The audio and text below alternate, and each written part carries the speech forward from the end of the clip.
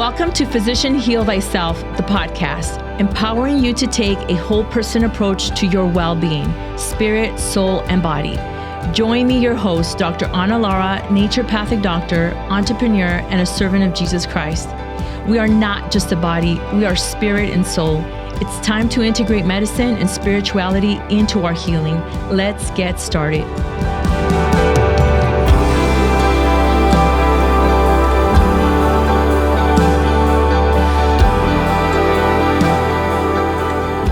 Welcome back to Physician Heal Thyself, the podcast. I'm your host, Dr. Lara, and we're going to continue the conversation with Dr. Jessyca Franco-Chavez.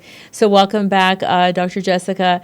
I want us to talk about, we were off camera talking about a little bit about, what are some ways that as naturopaths, regardless of the state that you're in, that we can get more involved politically and with, helping support some of these changes, not just in general, but really to help our naturopathic field to really get out there because, there's all this functional medicine, integrative medicine. I get a lot of people who ask me, well, what's the difference? And there's a huge difference between naturopathic medical doctors, functional doctors, integrative doctors, our whole philosophy, right? The whole foundation of how we're taught through medical school is just very, very different. And so one of my big pet peeves is that I see nurse practitioners, physician assistants, having way more rights than we do in many states. It might be insurance, working with Medicare or access Medicaid plans in their state, being looked at as primary care physicians to do things that a medical doctor can do. And here in Arizona, We're very lucky that we have a very wide scope of practice, right, in other states as well. But there's still some things that we are not allowed to do.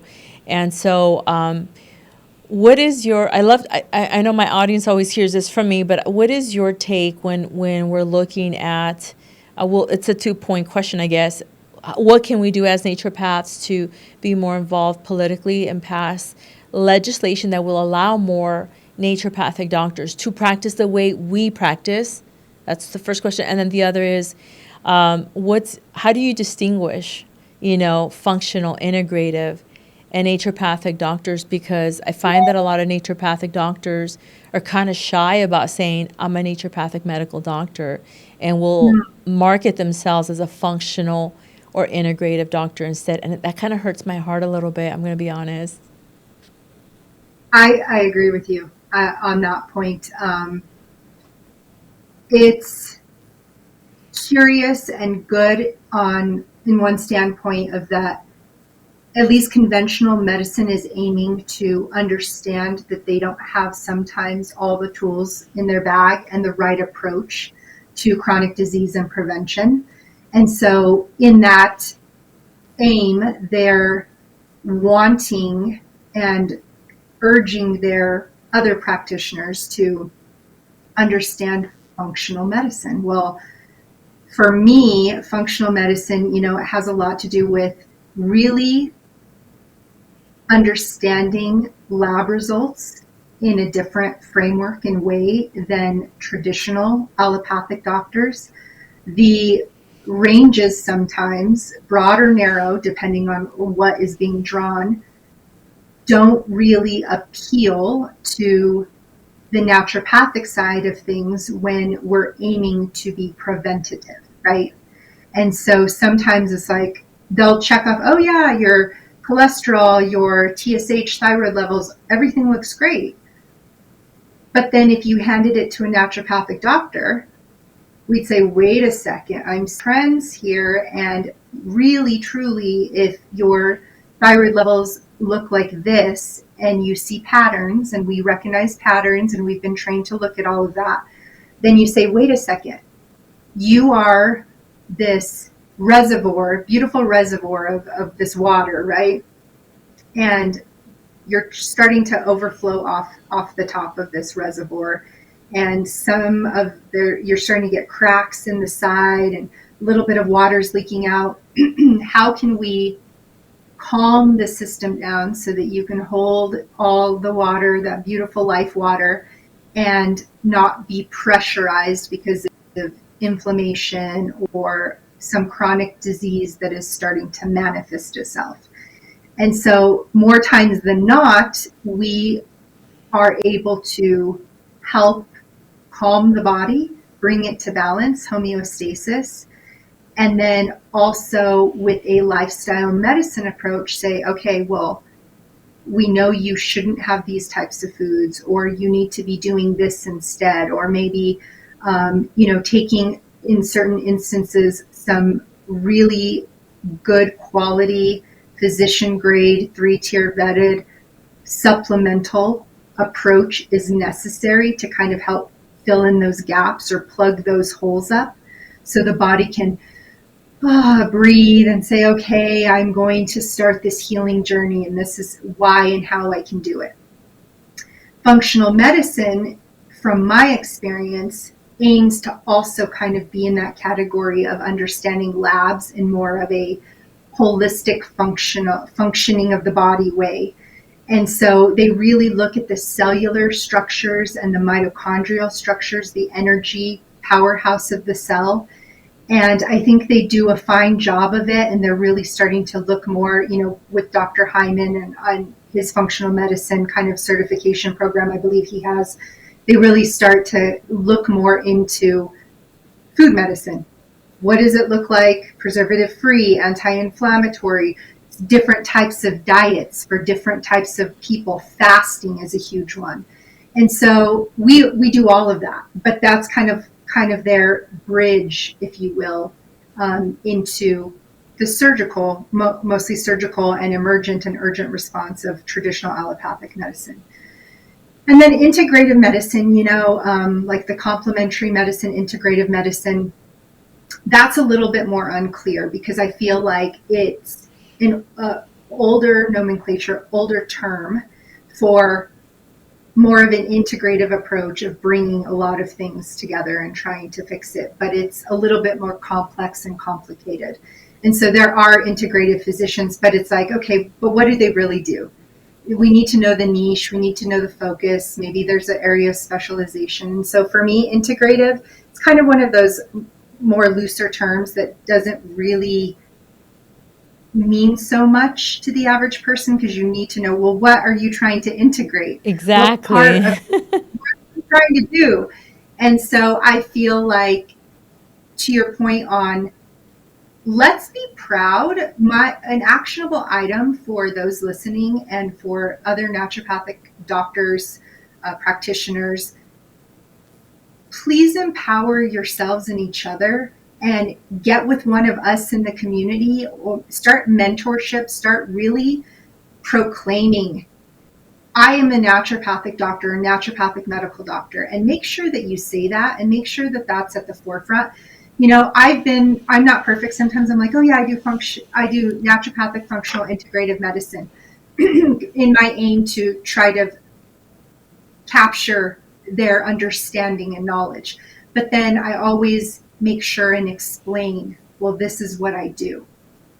And so taking the time, being proud of it, saying it with, that gusto and gumption that we've spent a lot of time. We worked our, what's off in school. Yes, we did. And we have spent the time, the biomedical science background, the undergrad degree that we have, the clinical rotation hours. I mean, those are very complementary to other professional school programs, and then some, because we need to know physical medicine, homeopathy, botanical medicine, the clinical nutrition, like I talked about on the earlier series podcast. And then, some energy medicine, and then some people go off and do environmental medicine and all these things. We're trained on all that. We go 4 years all year round. We do not get a break.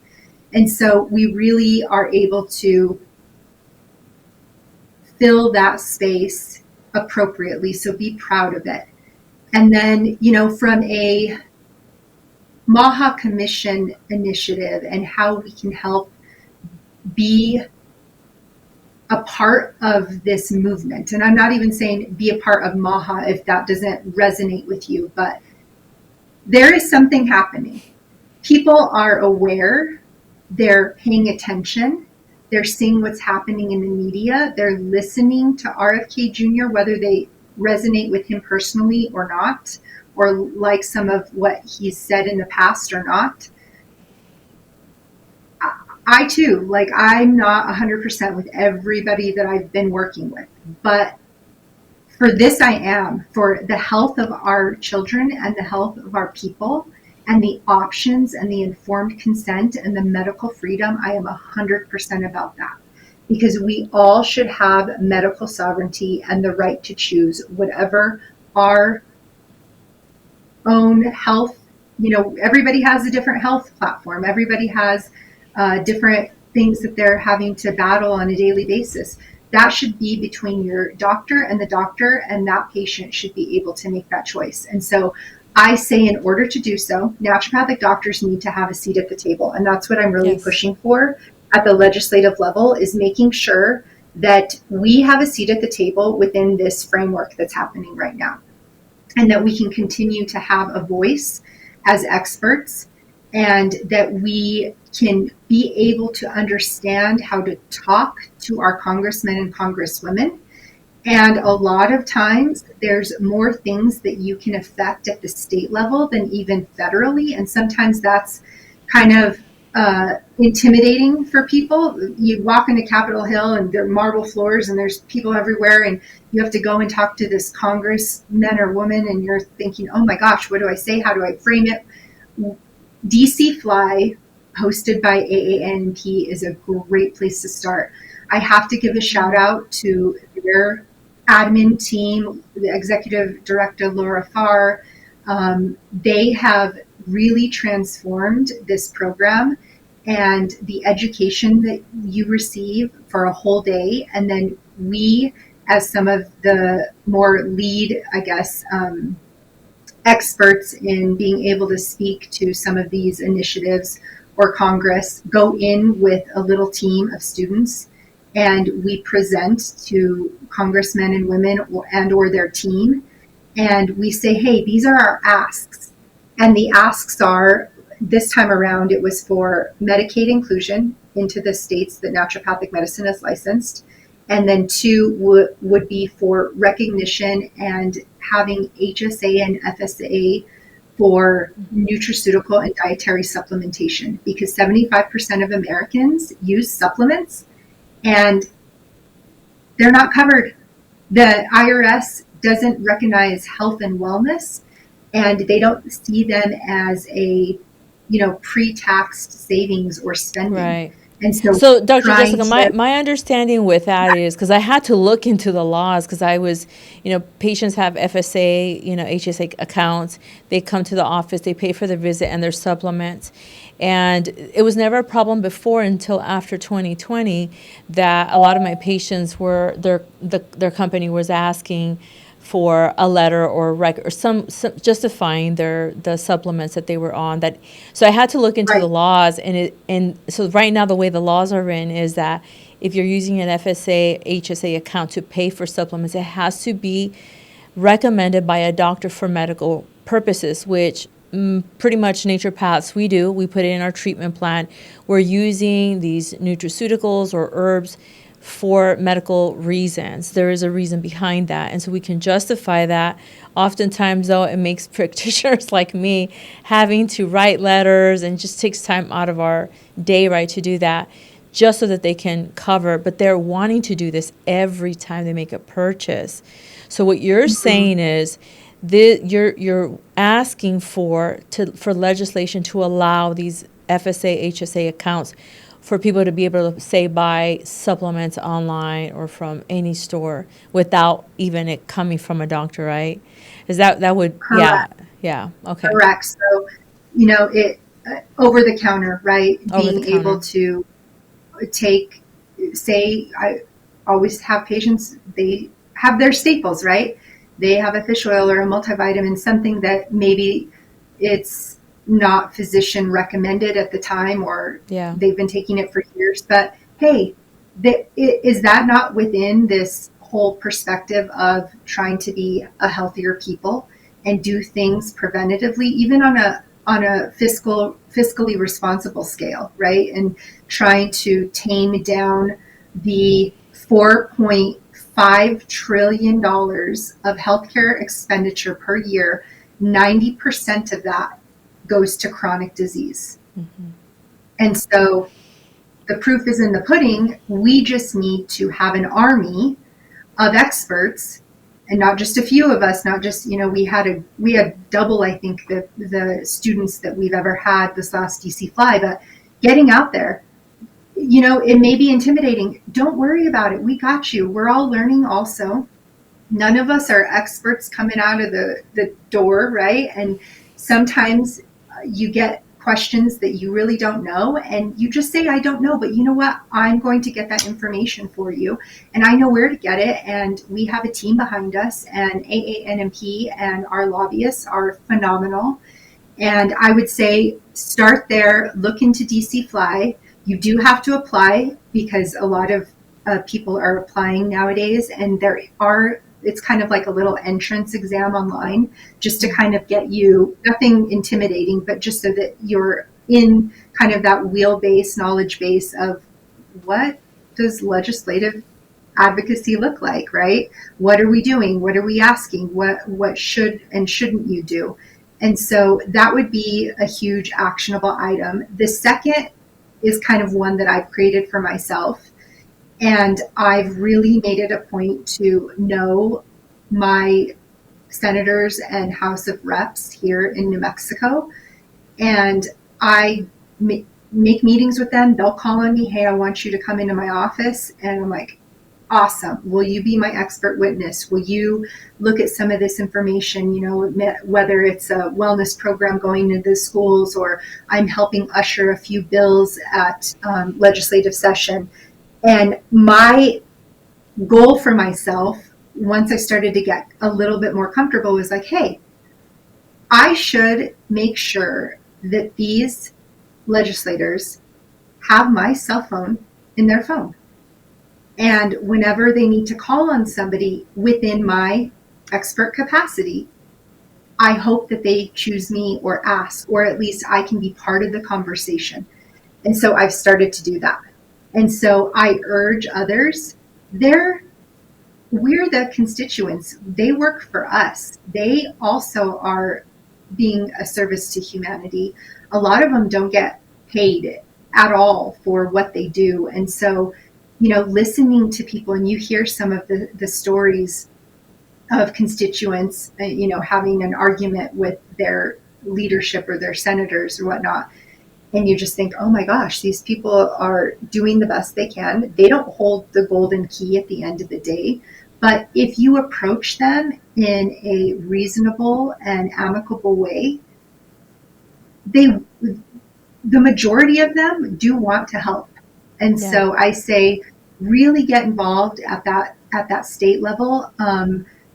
MAHA Action Network online, I think it's mahaaction.org. They are a nonprofit, and they're, they say that they're nonpartisan, again, whatever your perception is, but they really do have a good platform for the nationwide legislation. And if you have something ongoing in your community that you want highlighted for more of the MAHA community to know about and support you, they'll put your information on there for free, or they'll put your bill or whatever you're working on for your state. And then also op-eds are a great way to get some information out there. So an opinion piece in one of your newspapers or magazines or journals in your community. If you write something and it has this health type of feeling to it, right? Wellness, health, naturopathic. I would urge naturopathic doctors to start writing op-eds. They get noticed, they circle around the nation, and then you can also send them to me, or we can figure out how to get them into the MAHA network, and then they will showcase them, and they can publish them online. And so those are other ways, right, to start appreciating who we are and have a voice to what we do, so that they know, hey, I need to call on somebody to be an expert on this clinical nutrition piece as it relates to these food dyes, yeah, I'm going to call on Dr. Jessyca because she's been here nagging at me. She's been talking to me about all these things. So this is what we need to do, right? And so my husband always says, the squeaky wheel. So be the squeaky wheel for our squeaky wheel gets the oil, the grease, right? That's true. Well, those are really great points that I'm taking myself personally. So that's why I asked. That way I know what I can do on my part. And then also to encourage other colleagues, to really start getting serious about getting more involved politically at the legislative level, even if it's just what kind of an influence can we have. And you're right, I do have experience working in that field of, working with our state senators, legislators, and they are people. And many of them have good intentions to help everyone, regardless of political. They're there to help. And I think when we reach out to them and we sit down and get to know them as people, and they get to see us as well, and they get to learn what we do, we have a great opportunity to educate them, and then they become lovers of our medicine as well, supporters of it as they understand more of it. And I think that's has a much better impact. It's that face-to-face relationship versus just putting junk on social media and being so critical about the opposition, right? So those are great points. So you go to DC Fly. This is every year, right? It is every year. Every year. Happens spring. And you're seeing more. You're seeing more the naturopathic medical students attending. That's really good. Yes, it was. Oh, this last time. I mean, I feel you like you say, you educate, right? And so it's just this compounded understanding and awareness and ability to be able to speak to some of these legislative asks or tasks or information, because you want to impart who we are. And so I remember when I first went, they did not know what naturopathic what meant. Now they couldn't even say it. They couldn't say now, it. No, they couldn't. Now, people, you'll get one or two people. 90% of the people that I encountered knew what naturopathic medicine was. And I have to say that's because of our compounded efforts through the years and being proud of who we are. And, even just a side note, even if you're like, that's not for me, that's too much time and it's, I just can't do that. Hey, you can find your legislator online. It's super easy. Even at the federal level, it's congress.org, I believe. But even in your statewide, Google, ChatGPT it, and send a letter. Just send a letter, send an email, say, hey, I'm here. Naturopathic medicine, naturopathic medicine, naturopathic medicine. And the more that they hear that, it becomes more comfortable for them to have these conversations. And then when we do have really big asks like, hey, we need the rest of the nation, to be supported in naturopathic medicine. Let's start this effort. It obviously has to be statewide. It can't be federally led, but at least we can have the support and people can start to recognize and be able to talk about and talk to our medicine. Right. Because the reality is, these politicians, they also have a physical body, right? They have a body, they have families, and their health matters to them too. And I have patients who are working in that sphere of politics, state government. They're under a lot of stress. They're adrenal fatigue, their hormones are out the door. I mean, because they're working so much and they're stressing so much and they can't sleep. And so their own physical health is impacted. And I think when they are listening to us speak, they're listening for what can they implement for themselves as well. What can they do different for their health and well-being, whether it's physical, mental, emotional health? How do they balance that out? And also, how do they raise children in this kind of environment? So this is not a political movement, in my opinion. If you are a human walking on this earth, living, you should be interested in passing laws that support a healthy lifestyle. I always say that as naturopathic medical doctors, what we really do is teach healthy lifestyle. It's lifestyle medicine. I always talk about on this podcast and to my patients about the 4 pillars of health. Like, these are the 4 legs to the table. It's a must. There's other things that are important, but this is the foundation, and that's nutrition. That's first and foremost. What are you eating? We are what we eat. What are you eating? How much? When? Is it quality? What's in there? How is it impacting your body? Maybe you can eat broccoli and I can't eat broccoli, and that's a healthy food, but also how is our food being, our farms, how is it being grown? All of that matters, right? And there's way more science, and we're not going to go into that discussion right now, but when it comes to farming and these, farmers, they are sacred. We need to protect farmers. We need to encourage that as a profession too. My father always said, we bless the people who grow our food, because of them we can put it on our table to eat it. So we need to support that industry as well. But so nutrition's first, the second one is in no particular order, but nutrition, making sure we're sleeping at the right time and enough hours. Yeah, some people work graveyard shifts. We can't do anything. There's things we can do to support that, but most people are not sleeping because they're on their technology. They're being distracted with other things. Exercise. We know the importance of physical movement. It's medicine. Our bodies were created to move. And when we don't move, we create disease, we create stagnation and other factors, right? It just degenerates.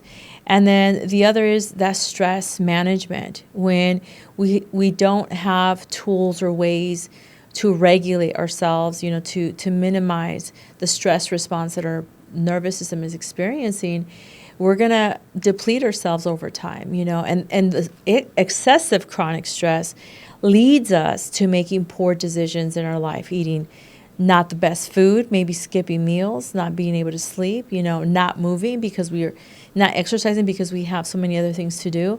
So these are the 4 things that I see, that I tell people. It costs you nothing in addition to do these things. I have a whole podcast on the 4 pillars and then an individual episode for each of those pillars.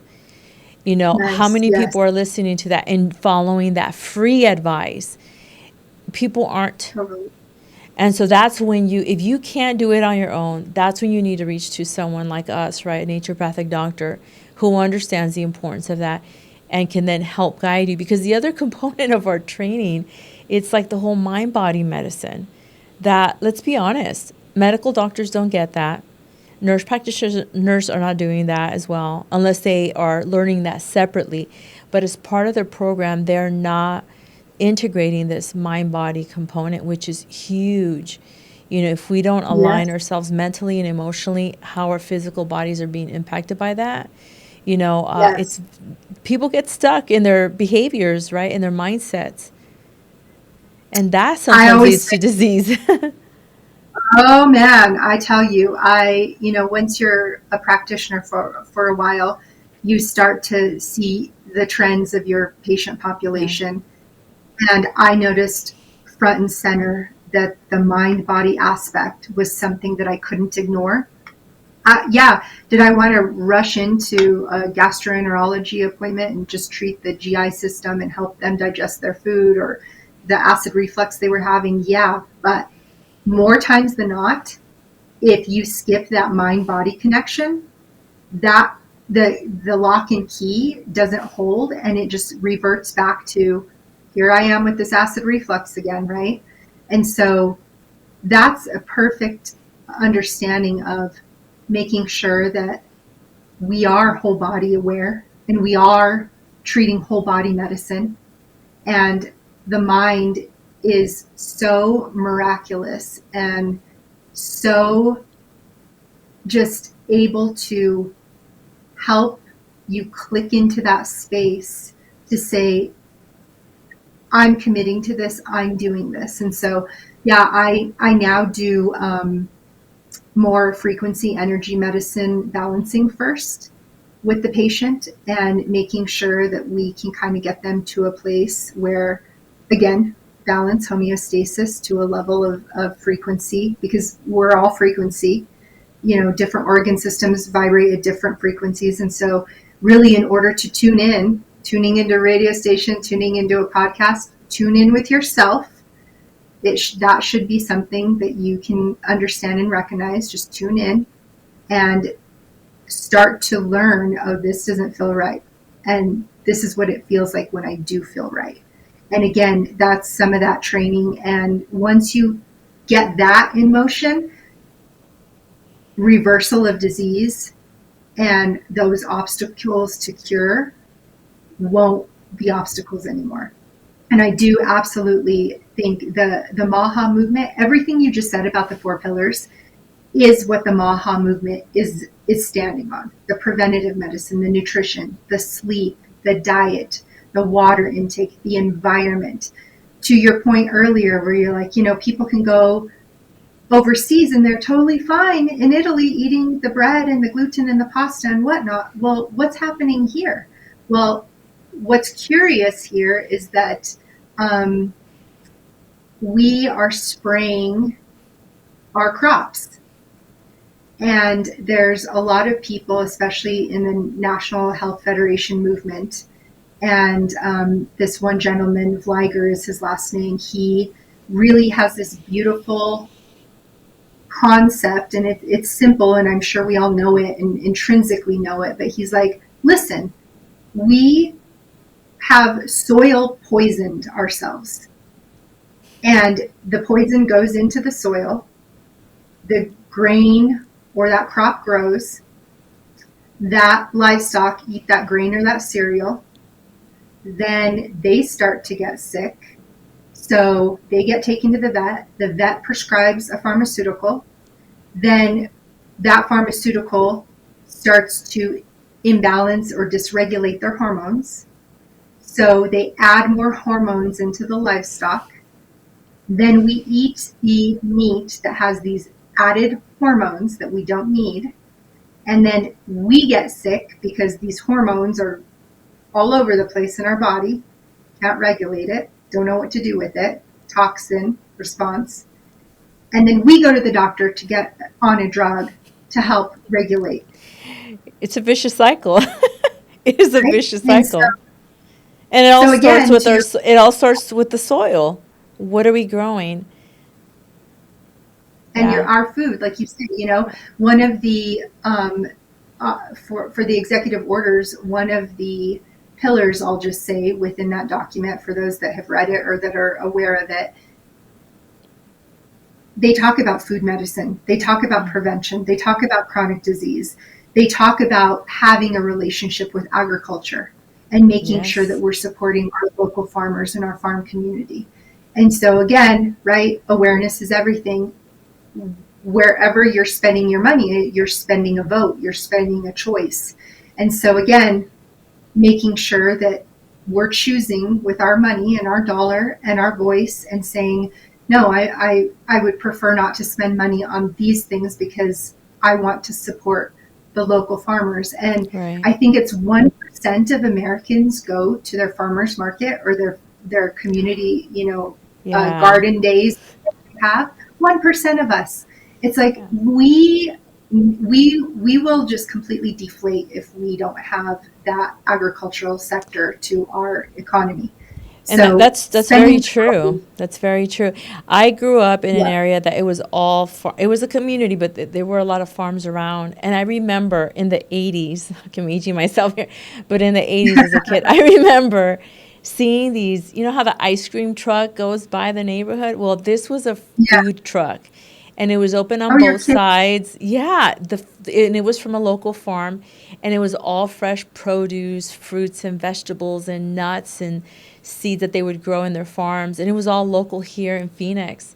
All along Baseline in South Phoenix, in Levine. Wow. These trucks would go through our neighborhood and they would weigh it and we would buy it. And it was literally food, naturally grown food coming to our through our neighborhood instead of like the ice cream man. I wish that would happen again. And you said something that I think it's very, very key in all areas of our life, and it's the word awareness. We need to become more aware of what's actually going out there, and not, put your phones down, stop looking at the TV, stop listening to the media, all of that. Just get out and really find out what's in your area, find out what's in your soil. If people were to really do a deep dive into the quality of our soil, the microbes, the lack of nutrients, one of the things that we're finding in our soil in America is that it's very depleted in the nutrients and the microbes that we need for the food to grow there and have all the nutrition in there, all the minerals and the vitamins that we get that from the soil.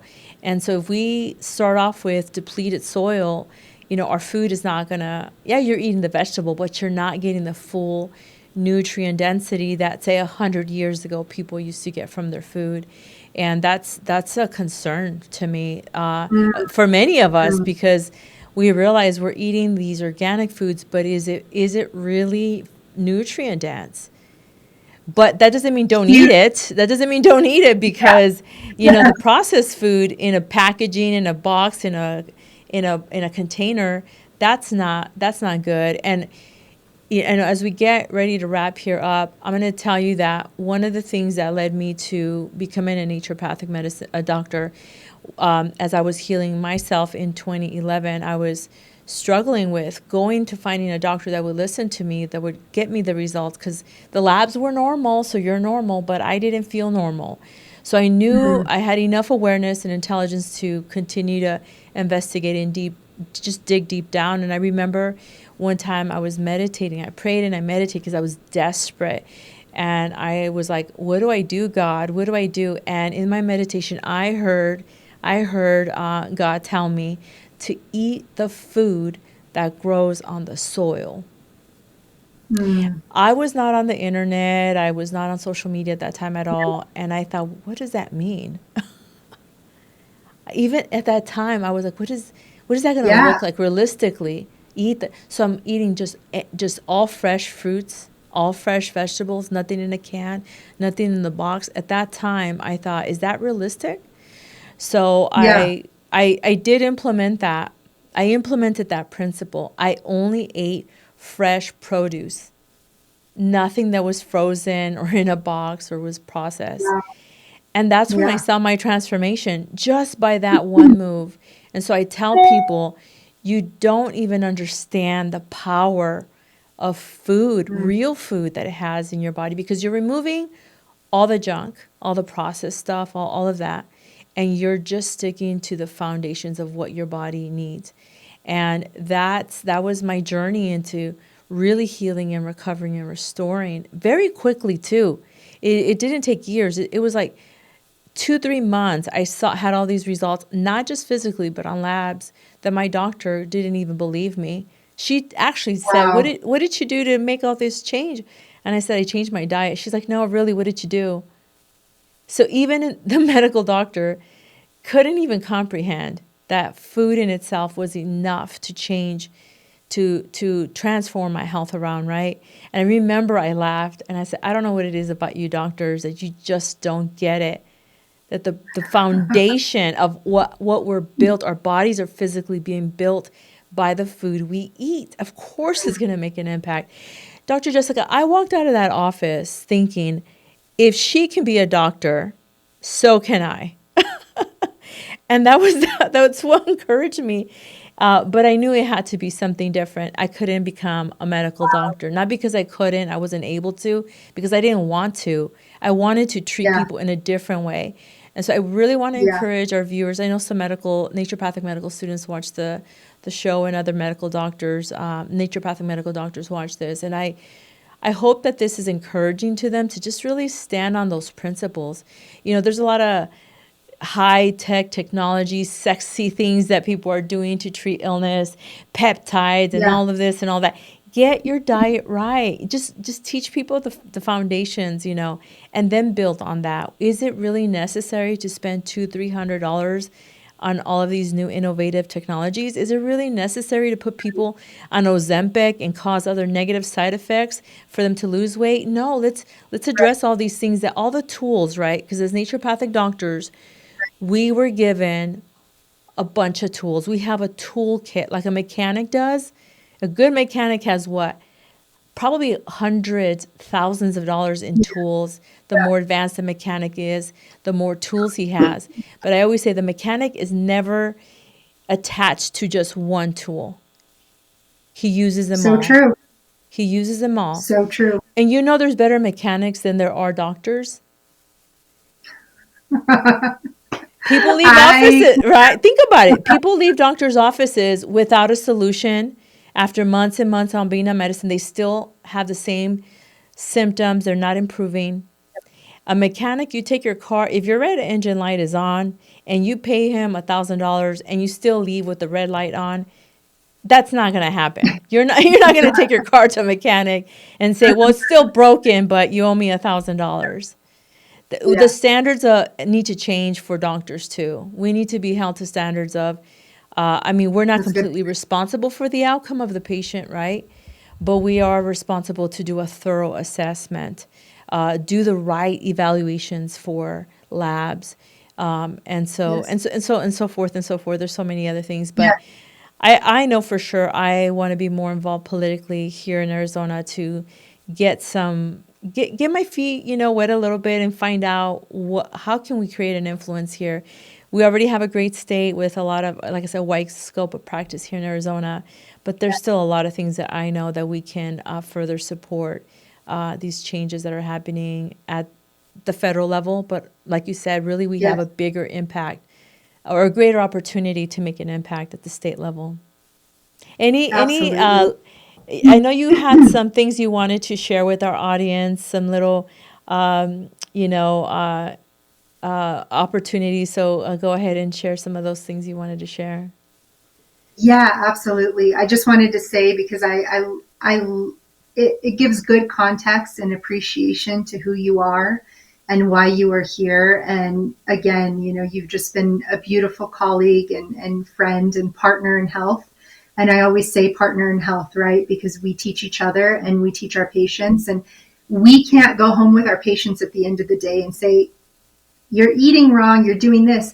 We can only advocate and empower and spread that awareness forward. And so within that light, I decided to become a naturopathic doctor specifically because I had this biochemistry professor in my pre-med years, and my background, my father's whole side, all conventional medicine, my mom's side, all indigenous medicine. And so I was destined to become a doctor, right, in some capacity. And I was going the traditional route. And I was a tutor for this biochemistry doctor for the class. And he came in one day and he had a stack of papers and he threw them across his desk. And he goes, I've been vindicated. And he starts scribbling all these molecular structures. At the time, of course, you're like, what is this gibberish, right? Because it's these molecular structures I had never seen before. I knew a sugar molecule, but these were different. And he was probably one of the only people at the time, scientists at the time, that were studying artificial sweetener. So it was aspartame. And he goes, I have to tell you, this is going to be a detriment to the human body.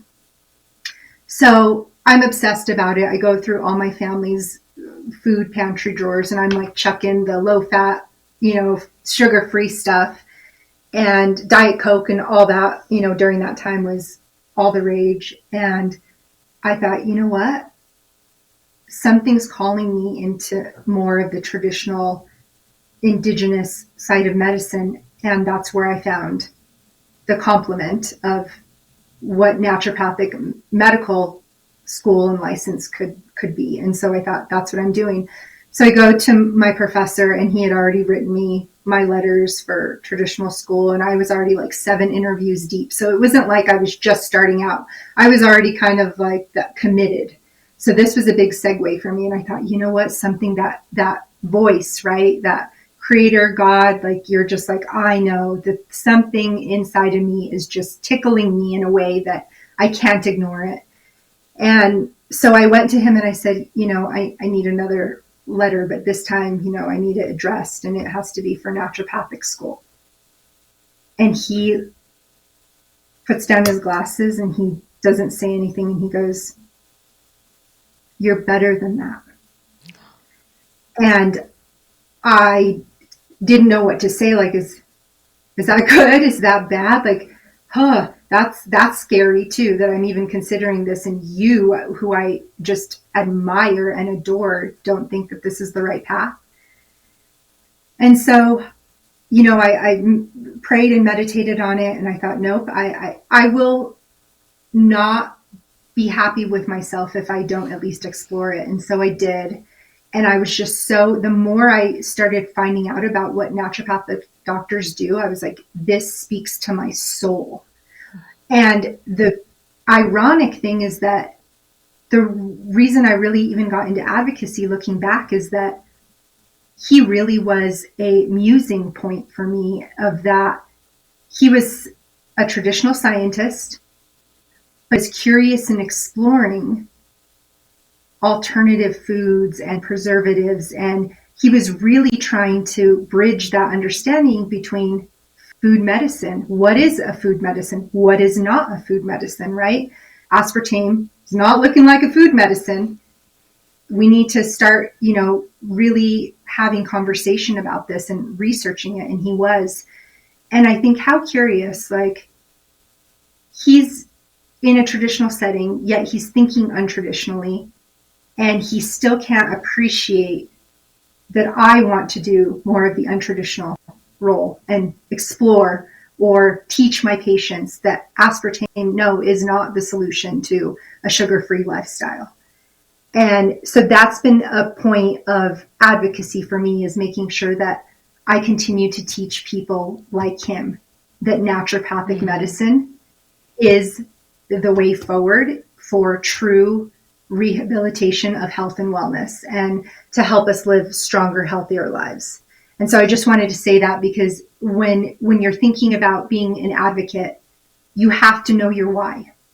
You have to be able to come back to your why, or else it can be intimidating, it can be tiring, it can be sometimes, you're doing it out of the kindness and goodness of your heart and spirit, and you want to make sure that you have that foundational understanding of, I'm advocating for those that cannot advocate for themselves, because 60% of Americans have a chronic disease that sometimes is so debilitating that they cannot advocate for themselves. And so that's the other actionable ask is, the Confucian inspired quote that RFK Jr. had said recently is, a sick person only has one wish, and that's to get healthy. That's true. And it's true. It's like you have all these wishes and dreams, but if you're sick, your only wish is to get healthy and well again. And so I just wanted to inspire everybody to think beyond themselves and to really help us promote our medicine, because our medicine has such value, and we really need to lean into that community aspect of it. Wow, amazing. That's powerful. Thank you for sharing that. So we're going to get ready to wrap up here. I'll provide, links if people want to reach out to you, learn a little bit about you. And you also wanted to, the first 5 people that follow you or DM you on Instagram, right? That they'll get a MAHA hat and a sticker. So can you provide that information? And I'll put it in the description notes to the episode as well.